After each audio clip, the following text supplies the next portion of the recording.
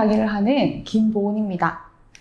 오늘은 그중 저의 주력 분야인 캘리그라피를 응용한 간단한 만들기를 해보려고 합니다. 유튜브를 보고 계시는 분도 잠깐 따라할 수 있는 수준으로 준비하였습니다. 주변에 종이, 사인펜 등이 있으시다면 가지고 오셔도 좋습니다.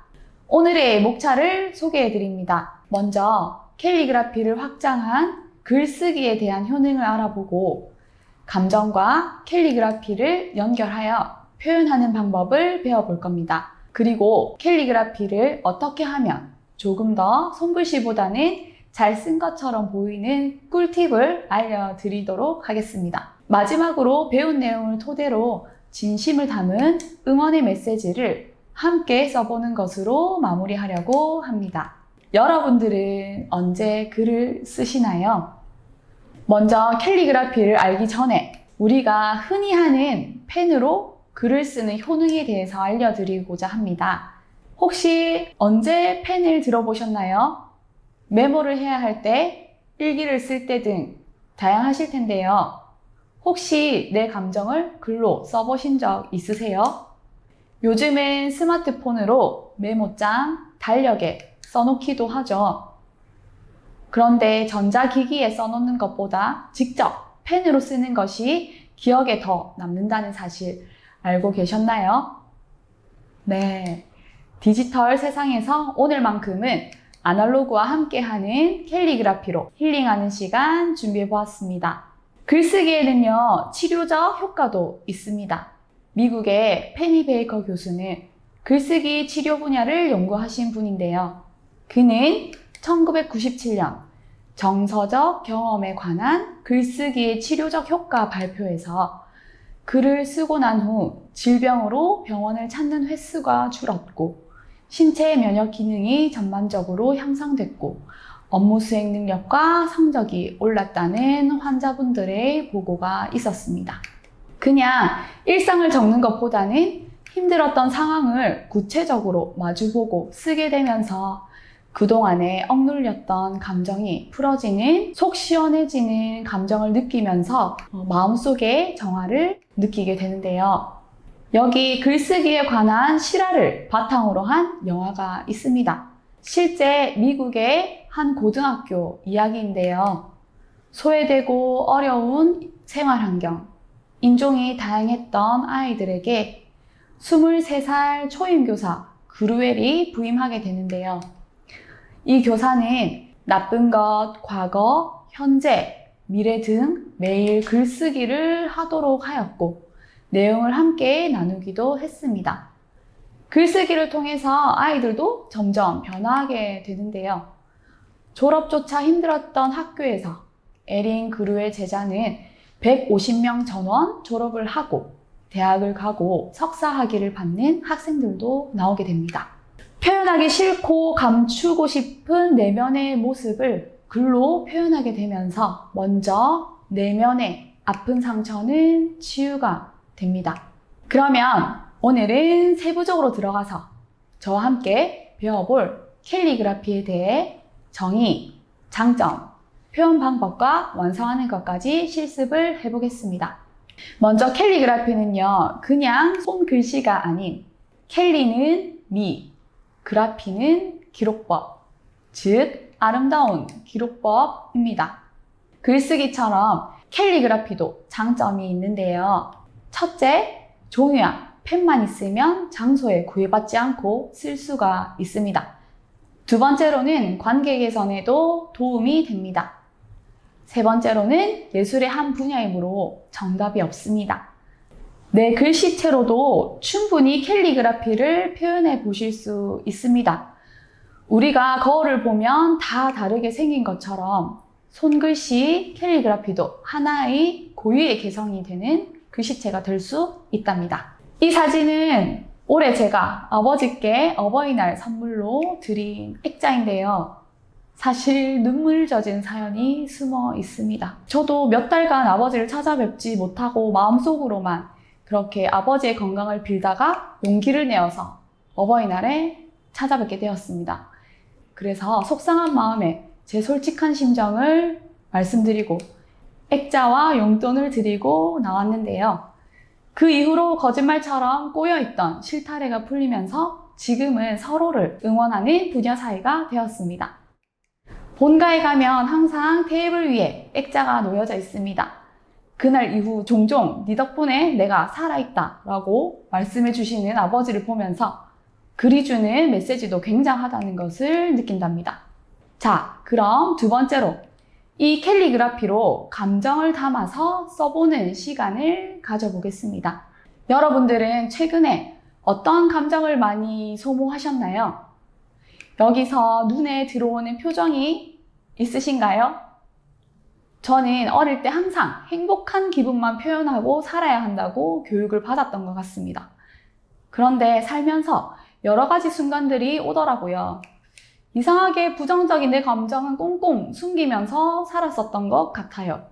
그러다 보니 마음에서는 점점 그 감정들이 곪게 되더라고요. 애써 외면하며 살아오다가 어느 순간부터 마음도 몸도 지쳐가기도 했었답니다. 우리의 감정은 희, 노, 애락이 다 있는 삶인데 말이죠. 그렇다면 이 희, 노, 애락을 풀어서 캘리그라피로 표현해 보려고 합니다. 자, 준비하신 펜, 사인펜, 종이가 있으시다면 지금부터 저와 함께 따라 써보도록 하겠습니다. 예를 들어서 보컬 트레이너 분들이 노래를 부를 때 감정 실어서 노래 불러보세요 라고 하는 것처럼 캘리그라피도 나의 감정을 실어서 표현을 할 수 있는데요. 먼저 기쁨, 행복을 표현해 보겠습니다. 모음에 이, 으, 선을 웃는 모양으로 부드럽게 올려서 기쁨, 행복을 표현해 보도록 하겠습니다. 기쁨을 쓰실 때 모음 부분을 부드럽고 웃는 모습으로 한번 써보겠습니다. 그래서 뿌의 으 부분은 입꼬리가 올라간 듯한 느낌으로 쓰시고, 혹시 쓰셨을 때 끝부분이 마음에 들지 않아요 하시면 이렇게 리터치 한다 합니다. 리터치 해주셔도 됩니다.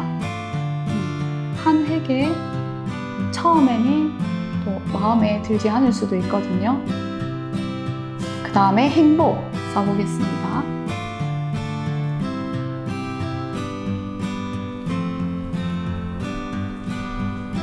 보기에도 입꼬리가 아주 올라간 듯이. 처음 따라해 보시는 분들은 어색하고 똑같이 안 나올 수 있어요. 당연합니다. 이제 처음으로 내 글씨가 아닌 다른 글씨를 감정을 넣어 표현해 보는 것이기 때문에 서툴 수 있습니다. 다음은 노에 관한 부분인데요. 화남, 분노를 표현해 보겠습니다. 우리가 화가 날 때는 감정이 날카롭게 변하기도 하고 내뱉는 말에도 날이 설 때가 있죠. 그런 느낌을 많이 실으셔서 상상하면서 아주 뾰족하고 날카롭게 표현해 보세요. 오프라인 강의할 때 특히 이 분노에 대해서 표현을 굉장히 다들 잘 해주시더라고요. 한국인들의 내면에 많이 있는 화. 자, 우리가 화날 때는 어떻게 하나요? 그 화나게 한 사람을 생각하면서 아주 분노를 이렇게 날카롭게 표현하셔도 됩니다. 다음은 슬픔, 애에 관한 부분을 캘리그라피로 표현해 보겠습니다. 우리가 눈물이 나는 슬플 때의 모습을 상상해 보면요. 눈꼬리와 입꼬리, 어깨도 축 처져서 힘이 나지 않는 모습일 텐데요. 그런 느낌을 실어서 손에 힘도 빼시고 흘려 쓰듯이 써보셔요. 슬픔을 표현해 보도록 하겠습니다. 슬플 때는 입꼬리를 내리고 손에 힘도 없어요. 그리고 수평도 이렇게 내려주셔도 됩니다. 자, 손을 조금 풀어보셨나요? 캘리그라피는 그냥 손글씨와는 달리 문장으로 쓸 때 조화롭게 쓸 수 있는 방법이 있는데요. 이 세 가지만 기억하시면 됩니다. 글씨체의 모양, 글씨의 강약, 그리고 어떤 구도로 쓸 건지인데요.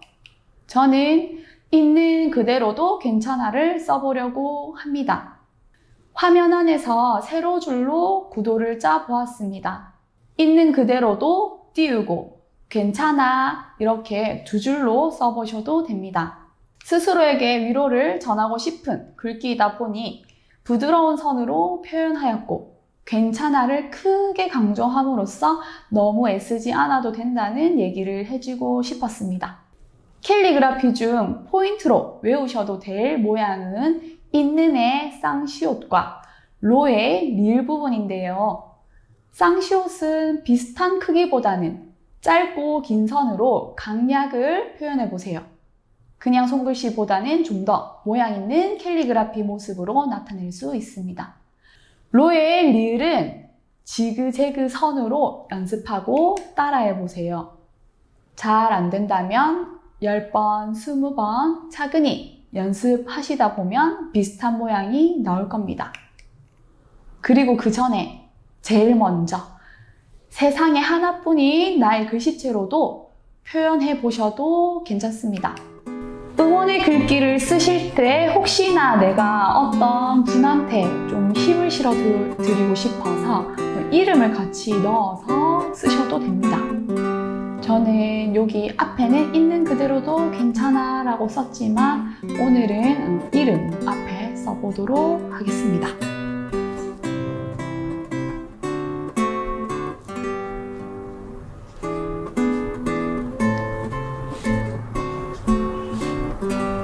시옷에 포인트를 주시고